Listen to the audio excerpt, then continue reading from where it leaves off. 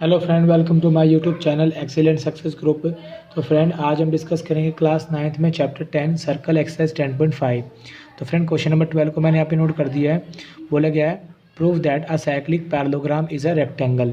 ठीक है, cyclic parallelogram का मतलब ये है, कोई सर्कल है मेरा, ठीक है। तो फ्रेंड, इसके अंदर मैंने कोई क्वाड्रिलेटरल बनाया, जैसे कि ये वाला, ठीक है। ये मैंने क्वाड्रिलेटरल बना दिया, ठीक है। इसका नाम रखा मैंने ABCD। और फ्रेंड, जो ABCD मेरा क्या है, पैरेललोग्राम है, जो कि क्वेश्चन में गिवन था, ठीक है। तो मैं यहाँ पे लिख देता हूँ, गिवन दिया है, ठीक है। जो ABCD है वो मेरा क्या है, पैरेललोग्राम को हिंदी में बोलते हैं समांतर चतुर्भुज। समांतर चतुर्भुज में अपोजिट साइड भी इक्वल भी होती है और पैरेलल भी होती है, ठीक है। लेकिन हमें इस रूल का यूज़ ना करते हुए, पैरेललोग्राम में अपोजिट एंगल क्या होते हैं, इक्वल होते हैं। एंगल A इक्वल होता है C के, एंगल B इक्वल होता है एंगल D के। इसे नंबर 1 देता हूँ, इसे नंबर 2 देता हूँ। क्यों? Opposite angle of a parallelogram are equal. Opposite angle of a parallelogram are equal, ठीक है। समांतर चतुर्भुज के समूह कोण समान होते हैं, ठीक है फ्रेंड। इस वजह से दोनों क्या होंगे, इक्वल होंगे। ये वाला एंगल इक्वल होगा इस वाले एंगल के, और ये वाला एंगल इक्वल होगा इस वाले एंगल के, ठीक है।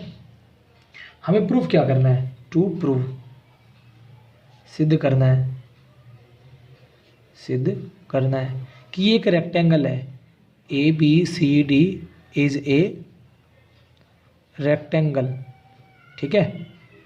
ABCD एक आयत है। अब ये फ्रेंड, अगर रेक्टेंगल है तो रेक्टेंगल की कंडीशन क्या होती है, अपोजिट साइड इक्वल होनी चाहिए। तो पैरेललोग्राम में तो ऑटोमेटिकली होता है कि भाई अपोजिट साइड इक्वल भी होती है, पैरेलल भी होती है। बस पैरेललोग्राम में और रेक्टेंगल में एक ही बात का फ़र्क है, क्या, कि इसके चारों एंगल 90 डिग्री के होना ज़रूरी है रेक्टेंगल में, बट पैरेललोग्राम में ऐसा होना ज़रूरी नहीं है। तो हमें मेन प्रूफ क्या करना है कि एंगल A इक्वल है एंगल B, इक्वल है angle C, equal angle D। चारों एंगल 90 डिग्री के हैं। मेन बात हमारी ये है, हमें ये प्रूफ करना होगा कि चारों एंगल 90 डिग्री के हैं, ठीक है। वरना पैरेललोग्राम में ये तो होता ही है कि अपोजिट साइड इक्वल भी होती है, पैरेलल भी होती है, इक्वल भी होती है, पैरेलल भी होती हैं। यही कंडीशन रेक्टेंगल की होती है कि अपोजिट साइड इक्वल भी हो, पैरेलल भी हो।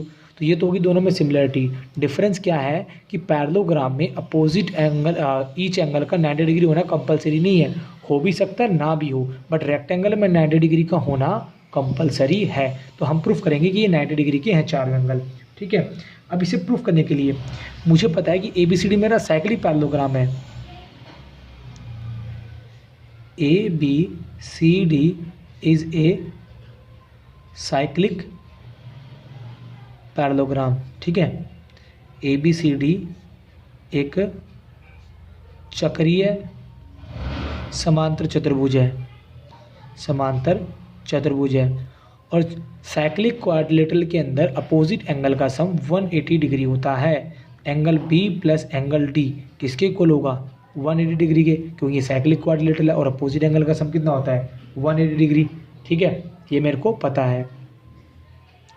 अब मैं लिखूंगा यूजिंग 2, समीकरण 2 से, ठीक है।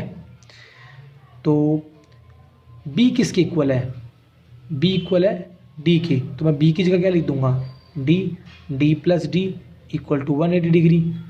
कितना हुआ, 2D मल्टीप्लाई में 180, मल्टीप्लाई में है, किस में आएगा, डिवाइड में।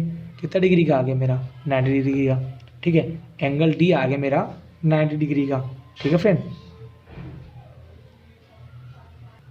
जैसे मैंने इसको किया है, सिमिलरली जितना मेरा D होगा उतना मेरा कौन हो जाएगा, B। वैसे ही मेरा एंगल A और C, इनका जोड़ भी कितना हो जाएगा, 180 डिग्री, क्योंकि साइक्लिक क्वाड्रिलेटरल है, साइक्लिक में अपोजिट का सम कितना होता है, 180। फिर मैंने लिखा यूजिंग 1, समीकरण 1 से, ठीक है। कितना मेरा AC, तो मैं A की जगह रिप्लेस कर लेता हूँ C को, C प्लस C कितना हुआ 180, और कितना हुआ ये 2C इक्वल टू 180, मल्टीप्लाई में किस में आ गया, डिवाइड में। ये भी मेरा कितने डिग्री का आ गया, 90 का। जितना सी होगा उतना मेरा कौन होगा, ए होगा। तो ए और सी भी 90 डिग्री आ गए, बी और डी भी 90 डिग्री आ गए। चारों एंगल मेरे कितने डिग्री के आ गए, 90 के। अगर चारों एंगल 90 डिग्री के हैं तो इस बात से प्रूव होता है कि मेरा जो ABCD है वो क्या, एक right angle, oh sorry rectangle है। Hence proved ABCD is a rectangle. अतः सिद्ध है कि ABCD एक आयत है। ठीक है फ्रेंड, और इसी के साथ मेरा क्वेश्चन नंबर 12 यहाँ पे कंप्लीट होता है। ठीक है फ्रेंड, आप वीडियो को पॉज करके नोट कर सकते हैं। अगर वीडियो अच्छी लगी हो तो लाइक करें और नया है तो चैनल को सब्सक्राइब करें। ठीक है फ्रेंड, मिलते हैं अगली वीडियो के अंदर। Okay, bye bye, thank you.